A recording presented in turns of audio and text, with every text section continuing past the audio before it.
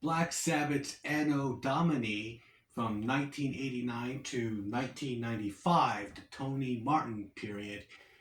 And some of these songs, some of these albums are better than the Ozzy period.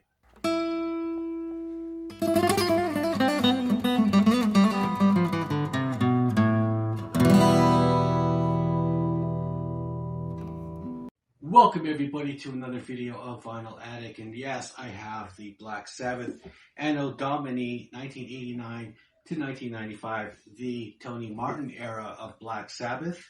I'm very happy with this. I love this Black Sabbath period. A lot of people disregard this period.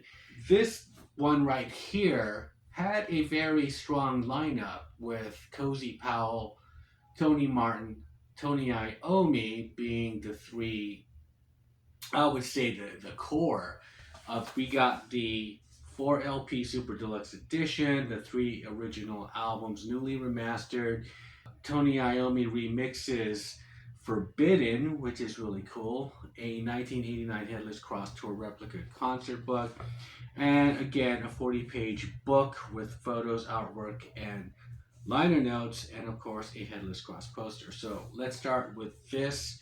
This is the book, the 40-page booklet, which comes in this box set, and it has a lot of articles, a lot of reviews, or just actually testimonials from the bandmates themselves. Starting off with the Headless Cross.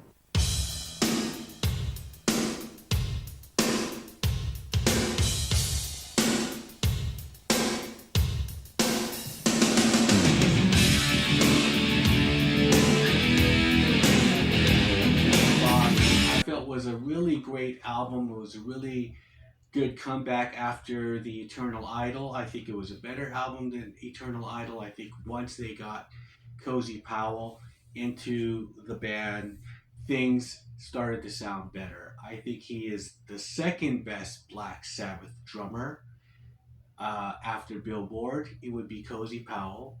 I mean, I love Cozy Powell from Rainbow, prog rock edge to him, and just all in all, his power meshed with Tony Iommi is great. I mean, it's a total perfect mix.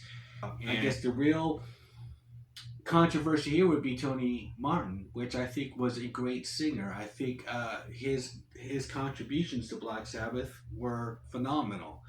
Some of these albums being better than Ozzy, I guess you'd have to look at it this way. If Ozzy is the go-to where everyone says that is the best period of Black Sabbath front to back, that catalog, then if you take the worst album from Ozzy, and I mean it's a toss-up between Never Say Die and 13. You take their worst album with Ozzy and you put it against Tony Martin's best album, what critics would say is the best album, is Headless Cross. I don't know. I go with Headless Cross over Never Say Die, and this is just a more exciting Sabbath album than Never Say Die. Never, even Black Sabbath themselves were kind of like, eh. Even Ozzy was like, I'm ashamed of that album.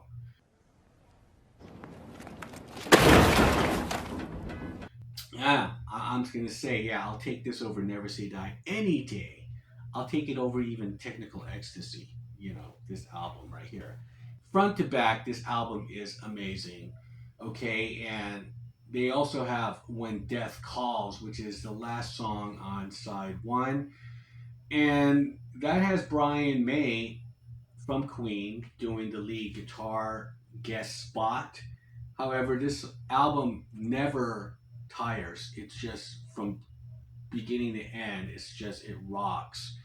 And they came back hard with this album. I mean, they really did. It's Call of the Wild, Black Moon, and Nightwing, I believe, is the last song on here. Very dark. They're going really into Satanism and the occult and darkness, and as far as that kind of subject matter, they really went hard on that in this album. So here is the follow-up, and This album is again Cozy Powell, Tony Martin, and Neil Murray. Neil Murray joined on the tour of Headless Cross, but he is a veteran. He's Whitesnake, Gary Moore, and it seems like Tony Iommi always pretty much recruits people who used to be playing with Richie Blackmore, Dio, Ian from Deep Purple, Glenn Hughes. So he always kind of goes through the whole Richie Blackmore kind of members. However, Tony Martin is his find, and I think it was a really good find. But Cozy Powell, of course, is a Richie Blackmore alumni. But like I said, they work great together, and it's produced by Cozy Powell and Tony Iommi. So they really were like a partnership. I like every song on here. Now, even the single feels good to me.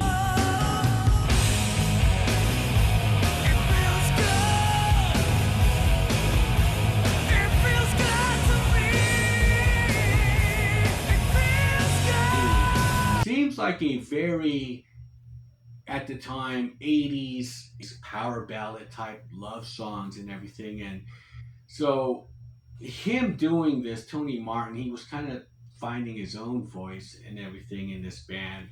And so he's not really writing the magical stuff of Dio or Geezer wrote as far as lyrics are concerned. So he kind of went with this immigrant song, kind of Valhalla, Led Zeppelin thing going on here.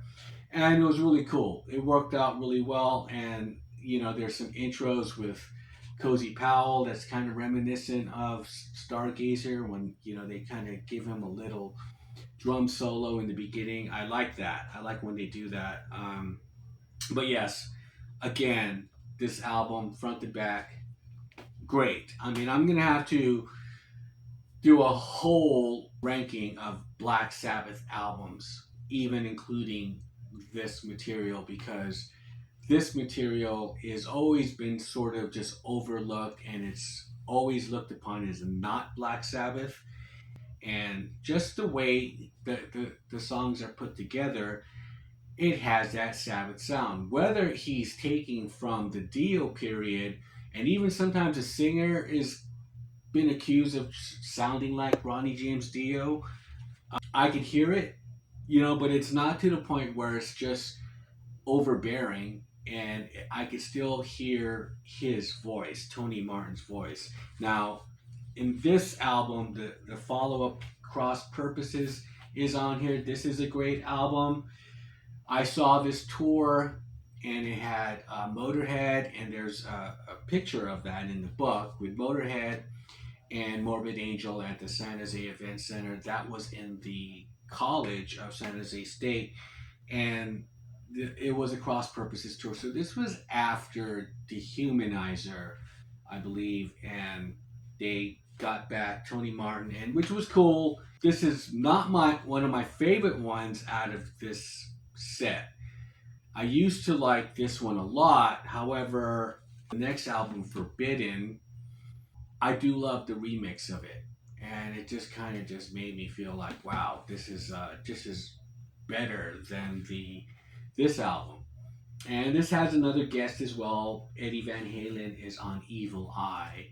I guess the songs on here, Eyewitness is great. Great opening tracks. Immaculate Deception.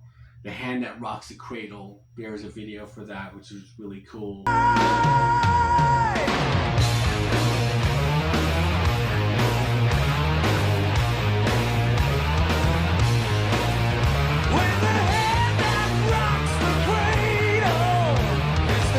Like I said, they don't disappoint in this period. Tony. Now, the last one here is Forbidden, and this remix, there is a difference. The vocal is really in your face. You can actually hear them more clearly, and the drums are more pronounced. Cozy Powell didn't like the way the drums sounded in the original mix, and yes, everything is just, it sounds more like a Sabbath album with Tony's remixing skills here. And you hear some of the stuff that Ernie C has mixed for Body Count, and it's kind of thin. And Black Sabbath, he has these big riffs? How come it sounds so tinny and so thin? So Ernie C's mixing is kind of like out the door, and he took it back, made it really, really heavy again, and so the album for me got me excited, and that's why I like this album more than Cross Purposes. If I had to rank these guys, of course, it would be Headless Cross first, then Tear, and then Forbidden, and then Cross Purposes. Now, even though it has Geezer Butler in on Cross Purposes, you know what? It's just that lineup of Cozy Powell and Tony Martin and Tony Iommi is excellent. And on Cross Purposes, Cozy Powell's not on the album. It's Bobby Rondinelli, again another Richie Blackmore alumni. He was in Rainbow. He was in the I believe he was in the Straight Between the Eyes period and later stuff with Joe Lynn Turner. I didn't care for his drumming. Rank the drummers of Black Sabbath. He wouldn't be the last. I would say Brad Wilk would be the last of Rage Against the Machine. Uh, that he did nothing on 13. He made it seem so boring. His drumming was so boring on that album, especially just the material. It's just Sabbath trying to be Sabbath, and they were trying too hard to be this Sabbath that they can't be anymore. And Brad didn't offer anything. If you think that he would try to play like Bill Ward, at least, if they're trying to recapture that.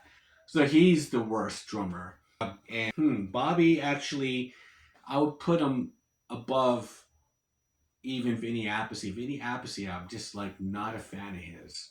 I think he works well with Dio. However, with Sabbath, I mean, the drum solo on Live Evil is so boring. I think some of his best stuff was the song The Mob Rules and The Sign of the Southern Cross. There's some okay songs on Dehumanizer. I mean, they're great songs. It's just that for me, he just isn't the kind of drummer that works with Sabbath. Because even they were trying to get Cozy Powell to come back with Dio and Geezer and Tony, and that would have been great for the Cross Purposes thing. Or even before that, it says that in this book, that would have been great. Half Rainbow and half Sabbath, that would have been the perfect lineup after the Ozzy, the original Mark One lineup. That would have been a great lineup. However, Cozy Powell got into some sort of accident, and we never got to see that. They had this Bobby Rondinelli. Okay, he's not bad. He's okay, but that's why Cross Purposes. It seemed like the chemistry with the lineup of Tear and Headless Cross, and then back to Forbidden again, was awesome. And that's why this is one of the best Black Sabbaths that is overlooked. And I'm glad they have this collection out here. And then they also included the Headless Cross, a replica of their tour book when they toured. Great pictures. And of course, again, it seems like they're celebrating the Headless Cross here the most, because that album was actually, by heavy metal standards, was the return of Black Sabbath. In Europe, this is a great Black Sabbath album, and it was praised. Not too much in the States. The album that they're really kind of celebrating in this box set, and so you got this poster. I remember when that poster came out. There you have it, and all the lyrics from each of the albums are included on here. So here's the lyrics. Even now, younger generations are kind of listening to this Black Sabbath, because when it was released, there was that whole, okay, well, we like this Sabbath, we like either Dio or Ozzy or whatever, and now the history could just kind of be looked upon as, okay, so what is this Sabbath? I do like Sabbath, so I'm going to listen to this as well. Same thing with Deep Purple, how I was with Deep Purple. You know, I looked back at the catalog in the 80s. As a teenager, you kind of look back at, okay, well, what is this David Coverdale period? Or, you know, who is this? And you just listen to it. And who's the first singer? Rod Evans, the first three albums before Ian Gillan. So it's a great time to rediscover Black Sabbath, younger generations. They weren't there for that whole, you know, taste great, less filling kind of debate. So now they're just looking at the catalog as, okay, this is another Black Sabbath album. Who's this singer? If you were like me and you were a Tony Iommi fan, that to me was Black Sabbath. And he just kind of kept it going on. He said it was like a business. However, he has to get the right employees. And I felt like with this box set here, he did get the right employees. Cozy Powell on drums. Really, you know, on top of his game at the time. And even though he was a newcomer and nobody knew who Tony Martin was, and I think it was better that way, because even though we always had some heavy hitters come in, whether it was Ian from Deep Purple or Glenn Hughes from Deep Purple, there was always an expectation of how it's going to be anyway. And with this guy, he was kind of just taking us for taking us along for the ride, and it was great. In 1989, 1995, we can all rejoice that they have re-released these four albums with the Tony Martin period of Black Sabbath. That is my video. Tell me what your thoughts are on this box set. One thing about what this album Forbidden and the remix has shown me is that Black Sabbath doesn't really have any bad albums. Sometimes it's just a bad mix. And Born Again is a great album. I could hear that it's a great album, but it's a bad mix. So maybe they'll clean that up as well as they have cleaned up Forbidden and made it really enjoyable. I love it, and all four of these albums are really great. And let me know what your thoughts are on the Black Sabbath box set. With that, I'll shut up and I'll see you guys on the next one.